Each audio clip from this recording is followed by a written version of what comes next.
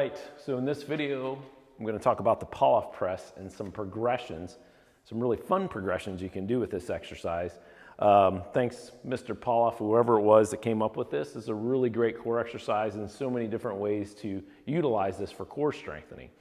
So the progression for a Pallof Press, the first one is always just making sure, just standing with your feet apart. And then starting in here and going back and forth, right? Keeping your core nice and tight. Always making sure you contract your core before you bring the band out, right? So I like to tell people, like, you want to make sure that you're actually contracting your core, make sure it's tight. Bringing the band into it just makes it harder to maintain that core contraction and that rotation. So bring that band out, and then you're just gonna start with what is the pretty basic Pallof press that we all know, standing shoulder width apart, pushing in and out.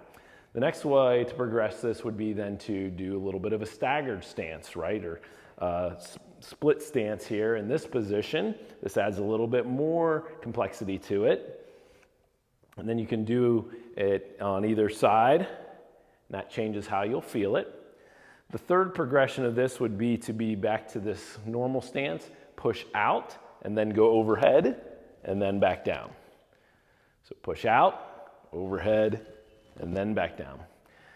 Now, another way you can add some fun to this is add a little bit of perturbation to your Pallof press by putting a weight on it. You can use like a 5-pound plate, or even if you have one of these really tiny kettlebells, this one weighs about 9 pounds. This works really well.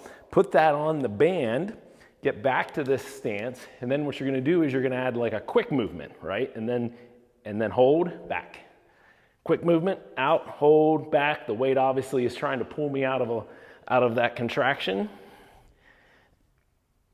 And you can again do this in this position or in this position in the split stance to add some resistance to that.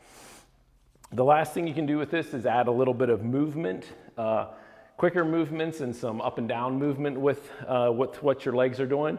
So out to this position, and then see if you can squat up, lunge back, lunge forward, or you can either come here and see if you can switch stances really quick. Oh, see, it's hard, right?